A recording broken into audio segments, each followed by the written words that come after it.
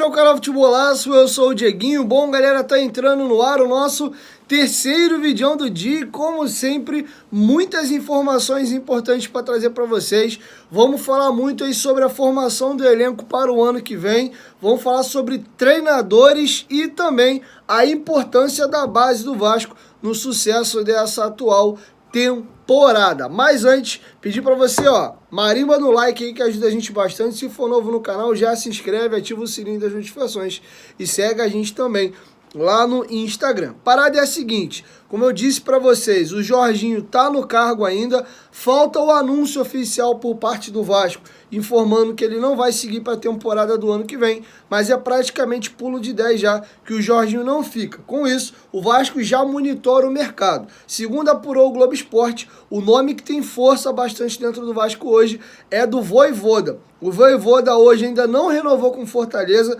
O Brasileirão da Série A encerra no domingo. Agora tem rodada meio da semana e final de semana e ele deve estar resolvendo a sua vida por agora. Ele tem, inclusive, sondagens aí de Vasco, Bahia, através do Grupo City. Interesse também ali, o Corinthians já mostrou que tem algum interesse, o Galo vem observando também. Então, um treinador que está muito bem, como é que eu posso dizer, conceituado dentro do futebol brasileiro. Ele não costuma romper contratos. O Vasco chegou a sondar ele no meio do ano, mas ele não rompe, é uma tradição dele, mas não renovar não é romper contrato, né? Então pode ser que ele entenda que fez 2 ótimos anos no Fortaleza e quer um voo um pouco maior. E um projeto como o do Vasco, aí, ou até do Bahia com o Grupo City, pode ser que o seduza. Então acho que a partir da semana que vem, o Vasco deve ter um pouco melhor desenvolvido essa questão do nome. Até porque essa semana, eu acho que é uma semana fundamental para resolver o elenco. Os jogadores entraram de férias hoje. O Vasco tem 2 entrevistas importantes que já devemos ter novidade nessa semana agora com isso. Amanhã estarei no CT Moacir Barbosa, porque o Luiz Melo, que é CEO da SAF, vai fazer uma entrevista coletiva e entre quinta e sexta-feira é bem provável que quem deu uma entrevista coletiva seja o Paulo Brax. E já na do Paulo Brax, já acredito que ele vem com alguns comunicados importantes. Ele não vai vir a público para falar qualquer coisa. Ele não é de dar entrevista coletiva, nem tem jogador mais no grupo, tá todo mundo de férias. Então acredito que ele vem já para informar algumas novidades. Quem sabe até algum reforço. Mas acredito que primeiro o Vasco vai anunciar o treinador para depois informar a questão dos reforços, beleza? Então a expectativa é a situação de Alex Teixeira, renova, não renova, Nenê, e aí o Nenê quer jogar mais tempo, vai oferecer um contrato para ele pelo estadual, ele topa ou não? Pô, Nenê, tu é ídolo, a gente gosta de você, quer que a gente faça uma despedida aí, mas a gente não quer contar contigo. Então acho que essas situações mais espinhosas que devem ser resolvidas talvez ainda essa semana. Beleza? Então o Vojvoda é o nome que aparece mais forte aí. O Odair Hellmann teve 2 contatos do Vasco, as 2 vezes rejeitou. O Paulo Brax tem histórico, pelo menos do período dele no Inter. Ele teve 3 técnicos estrangeiros na passagem dele, então acho que o Vojvoda ganha ainda mais força nesse sentido. Mas eu diria que o nome que está mais interesse na parte do Vasco hoje seria o Vojvoda, mas já observando outros nomes aí também no mercado. Agora vamos trazer uma situação importante para vocês, que é justamente o Jorginho. E aqui eu encerro a entrevista coletiva dele. Ele vai dizer na entrevista coletiva qual foi a importância para a sua carreira essa passagem agora no Vasco da Gama e o que agregou para ele. Era um risco muito grande assumir o Vasco faltando 10 rodadas só, o time no G4, caso ele não conseguisse, ele poderia ter arranhado a carreira dele. Por que ele topou correr esse risco, e agora possivelmente não vai nem ficar no Vasco, e o que ele acha que agregou no currículo dele essa passagem agora no Vasco da Gama? Richard, para mim é muito importante. Eu cumpri a minha palavra, porque quando eu cheguei aqui eu falei para vocês, eu não tenho dúvida de que nós vamos subir, né? De que eu vou estar liderando um grupo, de que a gente vai subir. E isso para mim é muito importante. Não importa o que aconteça para frente. Eu tenho uma história linda com o Vasco da Gama, uma história linda com o torcedor do Vasco da Gama. Fui atleta aqui, campeão, fazendo gol também, não na decisão, mas fiz gol importante contra o Grêmio. Tive 2 títulos importantíssimos como atleta.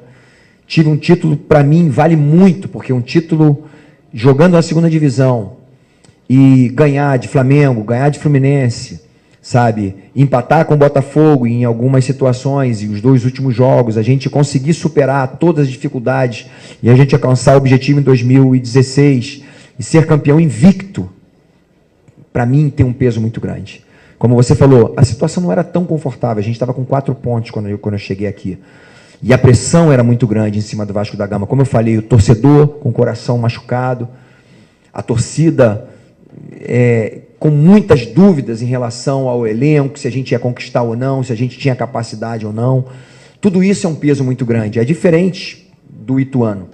Eles estavam jogando sem peso nenhum. Para eles, qualquer situação, uma vitória aqui seria um lucro fantástico, imagina. O que eles fizeram foi algo surreal que aconteceu com o Ituano, e eles estão de parabéns por fazerem uma campanha maravilhosa.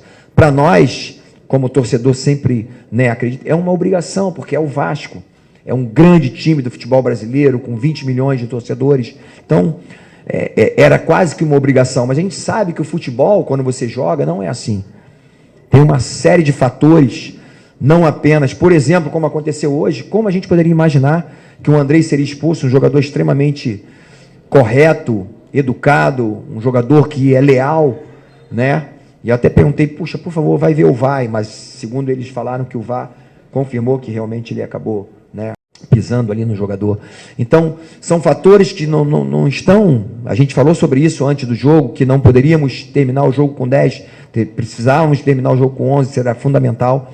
Então, a gente ultrapassou todos esses limites, barreiras, dificuldades, e o mais importante é que eu cumpri a minha palavra e estou agora com o Vasco na Série A. Isso é que, para mim, o torcedor pode confiar naquilo quando a gente fala, o torcedor confia de que é verdade, de que é possível, de que nós vamos superar todas as barreiras e dificuldades, e para mim o que vale é isso. Eu, mais uma vez, consegui realmente assim, o objetivo tão desejado pelo clube. Bom, e agora vai um ponto muito interessante. O Jorginho vai revelar bastidores dessa semana. Vamos pegar aí do jogo do Sampaio Corrêa para o jogo do Ituano. O Vasco chegou a abrir 5 pontos aí, era só vencer o Sampaio Corrêa, que já tinha acabado esse drama, mas não, teve que ir para a última rodada. O Jorginho vai revelar bastidores de como foi trabalhar com jogadores, comissão técnica, para vocês. É bem interessante ouvir esse relato do treinador. Bem, a diferença foi que a gente estava com 5 pontos. Eu fiz um alerta muito grande quando nós nos apresentamos novamente para jogar, depois da vitória que nós tivemos, mas que o Ituano havia vencido o seu jogo também e que tinha ficado 5 pontos. Eu fiz um alerta muito grande no grupo de que ninguém poderia comemorar de jeito nenhum, porque não estava garantido. E a gente estava numa situação mesmo assim muito favorável e a gente acabou perdendo. E não aconteceu nessa situação. A gente dependia de outros, quer dizer, não dependia de outros resultados. No caso, em 2016, a gente dependia só da gente, mas a gente precisava vencer para não depender de outros resultados. Nesse caso, foi uma final que há muito tempo não acontece, literalmente, entre Vasco e Ituano. Então, essa foi a diferença, que foi um jogo realmente assim, muito do psicológico, muito da força mental, e isso foi, como foi perguntado com o seu companheiro aqui, nós trabalhamos muito em relação a isso, falei com que todos precisavam, todo o staff, toda a galera da fisioterapia, massagista, roupeiro, todo mundo botasse para cima, que tinha que ser uma semana assim fenomenal, e como o nosso preparador físico falou, Daniel, ele falou, nós fizemos uma semana assim excepcional, extraordinária, para que a gente chegasse aqui completamente compenetrados naquilo que a gente precisava fazer. E foi o que nós fizemos. Bom, para finalizar, acho que é consenso de todos, se o Vasco está retornando à primeira divisão, muito se deve ao desempenho da base. Figueiredo, Peck, Egnaldo, Marlon Gomes, Andrei Santos, principalmente esses 5, ajudaram muito o Vasco na temporada. E, basicamente, eles devem ficar, com a exceção ali do Thiago Rodrigues, Yuri Lara e Anderson Conceição. Nenê e Alex Teixeira tem essas nuances que eu falei para vocês lá no começo do vídeo. Eu acho até que o Alex Teixeira nem deve ficar. Mas, enfim. Então, qual a importância da base do Vasco nessa temporada e como é que ele enxerga esses jogadores para o ano que vem e como é que o Vasco deve montar a formatação do seu novo elenco a partir desses jogadores? Bem, eu acho, em primeiro lugar, que a gente tinha uma base muito boa de jogadores experientes.